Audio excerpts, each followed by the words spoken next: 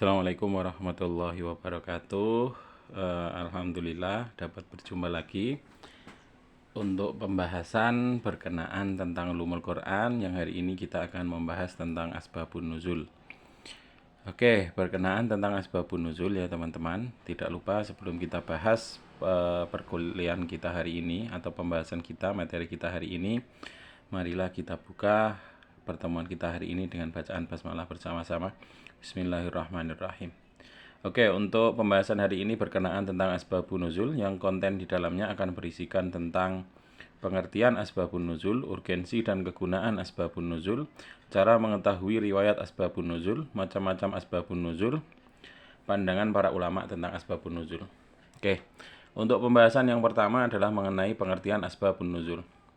Asbabun nuzul ini kan dari dua istilah Arab. Yang pertama adalah asbab, yang kedua adalah nuzul. Asbab sendiri bermakna merupakan jamak dari sabab ya. Sebab kalau sudah dalam serapan bahasa Indonesia sudah diserap menjadi sebab. Kalau asbab ya berarti sebab-sebab. An-nuzul, nuzul itu maknanya adalah turunnya ayat ya, turun.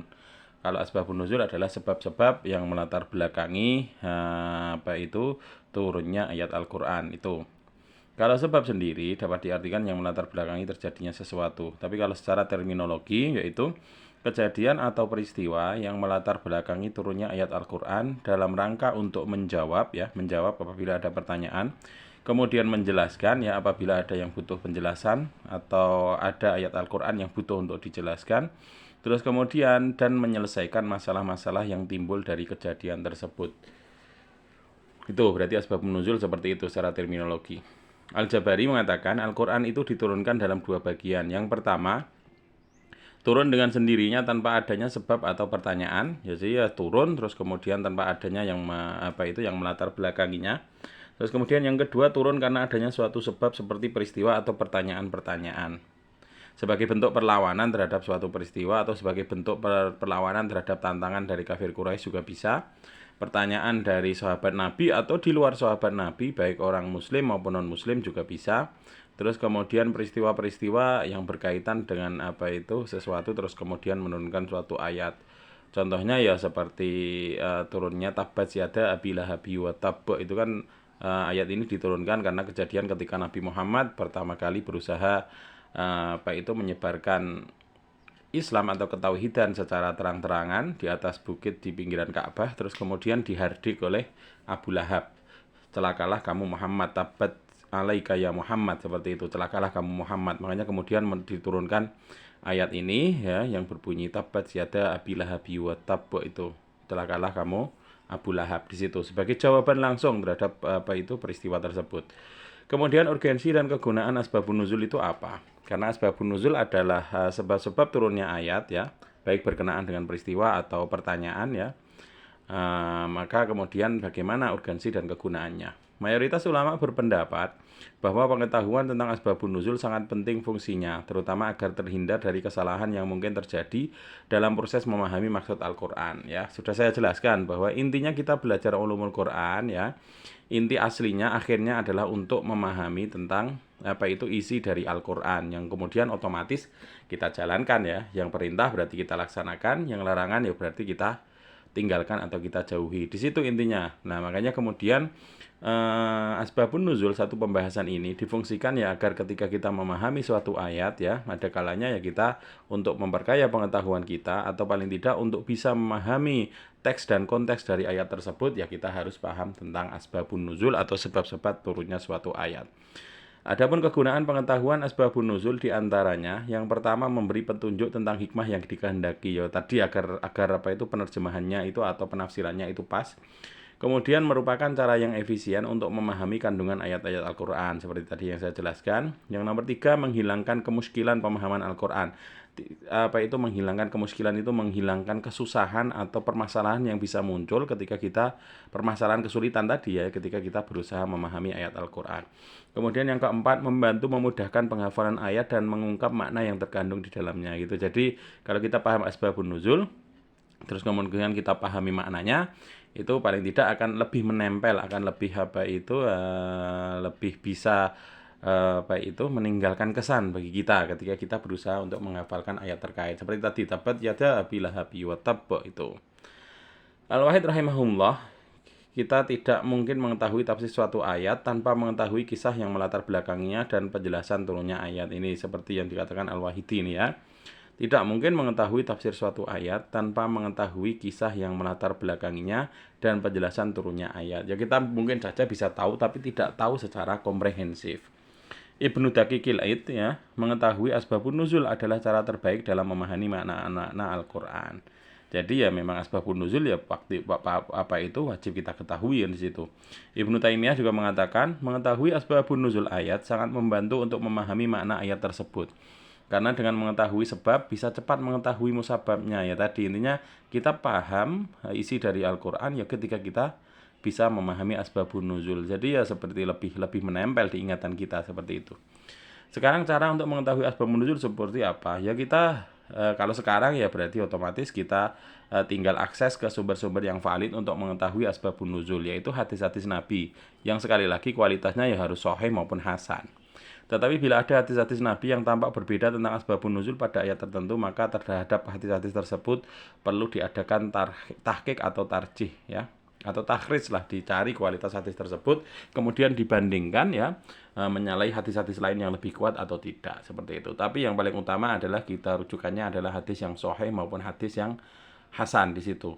Jadi ya kita tinggal konsumsi saja ya, kita tinggal cari saja hadis-hadis yang di situ ya ada kaitannya dengan turunnya suatu ayat. Biasanya sudah ada ini kitab-kitab asbabun nuzul sudah ada, jadi enak. Macam-macam asbabun nuzul. Ada dua jenis redaksi yang digunakan oleh perawi dalam mengungkapkan riwayat asbabun nuzul, yaitu shorih dan muhtamilah. Shorih atau pasti riwayat yang sudah jelas menunjukkan asbabun nuzul dan tidak mungkin menunjukkan yang lain. Jadi ini sudah jelas sababun nuzuli hadhil ayah hadza ini. Biasanya di kitab-kitab tentang asbabun nuzul nanti ya pengarang akan menuliskan sabab nuzul hadhil ayah hadza. Sebab turunnya ayat ini adalah ini. Jadi langsung sore jelas gitu ya. Kemudian yang kedua contoh yang lain yang sore adalah hadatsa hadza fanuzilat al-ayah. Hadatsa itu ya terjadi telah terjadi sesuatu seperti ini maka turunlah ayat ini, seperti tadi yang saya ceritakan ke jenengan tuh. Terus kemudian su'ila Rasulullah yang kadza fanuzilat al-ayah, Rasulullah pernah ditanya tentang ini maka turunlah ayat. Biasanya hadisnya redaksinya seperti itu atau dalam kitab asbabun nuzul. Kemudian yang kedua adalah muhtamilah, tidak pasti, riwayat yang belum jelas menunjukkan asbabun nuzul, baru kemungkinan atau tidak pasti. Contoh redaksinya adalah nuzilat hadhil ayah fi kadza, ayat ini diturunkan berkenaan dengan ini. Ada kemungkinan benar, ada kemungkinan tidak. Terus kemudian asbabu hadhil ayah nuzilat fi kadza, saya kira ayat ini diturunkan berkenaan dengan ini, saya kira, hanya perkiraan. Kemudian yang ketiga sama, saya kira ayat ini tidak diturunkan kecuali berkenaan asbaban nuzilat hadhil ayah illa fi kadza ini. Jadi ini yang muhtamilah. Yang pertama adalah sore jelas, tapi ini ya nanti di kitab-kitab asbabun nuzul atau di hadis ya. Pandangan para ulama tentang asbabun nuzul. Sebenarnya para ulama tidak sepakat mengenai kedudukan asbabun nuzul. Mayoritas ulama tidak memberikan keistimewaan khusus kepada ayat-ayat yang ada asbabun nuzul. Intinya ya tidak diistimewakan, tapi itu bisa menjadi alat bantu ketika kita ingin memahami apa yang dimaksud dari suatu ayat atau apa yang tentang sejarah ayat tersebut lah paling tidak di situ. Jadi memperkaya pengetahuan kita dalam bidang Al-Qur'an. Karena yang penting bagi mereka adalah apa yang tertera di dalam redaksi ayat. Itu ya sebenarnya yang tertera di dalamnya isinya itu yang lebih penting, tapi ketika kita memahami asbabun nuzulnya, sebab-sebab turunnya ayat tersebut, kita akan lebih mengetahui. Jumhur ulama kemudian menetapkan suatu kaidah ya. Kaidah yang pertama, al-ibrah bi umulil lafz la bi khususis sabab. Yang dijadikan pegangan ialah keumuman lafal, bukan kekhususan sebab, ya. Contohnya wasariqatu faqtu wa aydiyahuma, ya. Jazaa'an bima kasabana nakala minallahi wallahu azizun hakim. Laki-laki yang mencuri dan perempuan yang mencuri, potonglah tangan keduanya sebagai pembalasan bagi apa yang mereka kerjakan dan sebagai siksaan dari Allah. Dan Allah Maha Perkasa lagi Maha Bijaksana. Ayat ini turun berkenaan dengan pencurian sejumlah perhiasan yang dilakukan seseorang pada masa Nabi.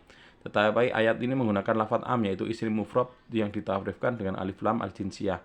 Mayoritas ulama memahami ayat tersebut berlaku umum, tidak hanya tertuju kepada yang menjadi sebab turunnya ayat. Berarti ya, meskipun ini berkenaan dengan suatu peristiwa, seorang yang mencuri di masa tersebut, tapi kemudian hukumnya ini bersifat umum. Ini di sini loh. Al-ibrah bi umumil lafz, yang dijadikan pegangan adalah keumuman lafal, bukan kekhususan sebab. Peristiwa memang terjadi di masa Nabi, khusus di masa tersebut, tapi kemudian hukumnya ini berlaku untuk umum. Makanya akhirnya asbabun nuzul ini menjadi sebab saja ketika masa awal tersebut, tapi musababnya akhirnya sampai sekarang hukumnya adalah, meskipun dalam prakteknya sampai sekarang ya tidak dilakukan potong tangan, tapi tetap dihukum bagi mereka yang mencuri yang sudah melampaui nisab di situ. Kalau melihat sebab turun, berarti pencuri yang dipotong tangannya hanyalah pencuri emas saja, karena ya memang khususnya di situ karena dia mencuri emas. Tapi kalau melihat keumuman lafadznya, siapapun yang mencuri bentuk apa saja ya hukumannya sama, yaitu potong tangan itu. Sebagian ulama kecil ulama memandang penting keberadaan riwayat-riwayat asbabun nuzul di dalam memahami ayat golongan ini, juga menetapkan suatu kaidah. Itu yang pertama. Jadi meskipun emas terus kemudian mencurinya di masa Nabi, tapi kemudian hukumnya berlaku sampai sekarang. Jadi umumil lafz, yaitu umum lafadznya itu untuk umum. Al-ibrah bi khususis sabab la bi umumil lafz. Yang dijadikan pegangan ialah kekhususan sebab, bukan keumuman lafal. Contohnya, walillahil masyriqul maghrib fa aina ma tuwallu fatamma wajhullah innallaha wasi'un alim. Kepunyaan Allah lah timur dan barat, maka kemanapun kamu menghadap disitulah wajah Allah. Sesungguhnya Allah maha luas lagi maha mengetahui. Ayat ini turun berkenaan dengan kasus kelompok musafir yang melaksanakan sholat di suatu malam gelap gulita, sehingga mereka tidak tahu arah kiblat secara pasti, lalu mereka menghadap ke arah yang berbeda-beda. Masalah ini diajukan kepada Rasulullah, lalu turunlah ayat tersebut.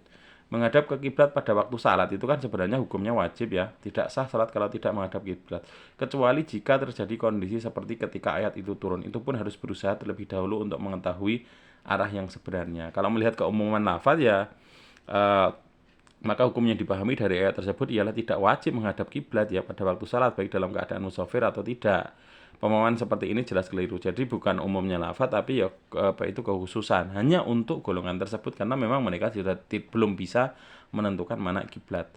Oke, itu kalau melihat kekhususan sebab ya dengan melihat asbabun nuzul hanya diperuntukkan bagi orang-orang dalam kondisi tertentu, bukan dalam kondisi biasa atau bebas itu. Jadi ini berkenaan tentang asbabun nuzul ya teman-teman. Ini hanya sebagian kecil ya yang saya jelaskan ke jenengan, termasuk urgensinya dan sebagainya, termasuk ininya, posisinya di Islam dan sebagainya. Tapi yang paling penting adalah ketika kita memahami asbabun nuzul, kita ambil dari hadis maupun dari kitab-kitab tentang asbabun nuzul yang khusus membahas tentang asbabun nuzul ya teman-teman, kita dapat mengetahui bahwa ini bisa menjadi satu pengetahuan yang berguna ketika kita ingin memahami apa yang ada dalam Al-Qur'an. Dan itu memang menjadi kekhususan bagi kita ya, kekhususan bagi kita masing-masing untuk memahami itu, agar kemudian nanti ketika memahami Al-Qur'an ya bisa diperkaya dengan pengetahuan akan ini. Demikian, terlebih dahulu saya ucapkan terima kasih, semoga bermanfaat. Kalau ada yang kurang nanti bisa dibaca dari dari sumber-sumber artikel yang lain atau dari buku yang bisa sampean baca mengenai ulumul Quran. Terima kasih. Demikian dulu. Wassalamualaikum warahmatullahi wabarakatuh.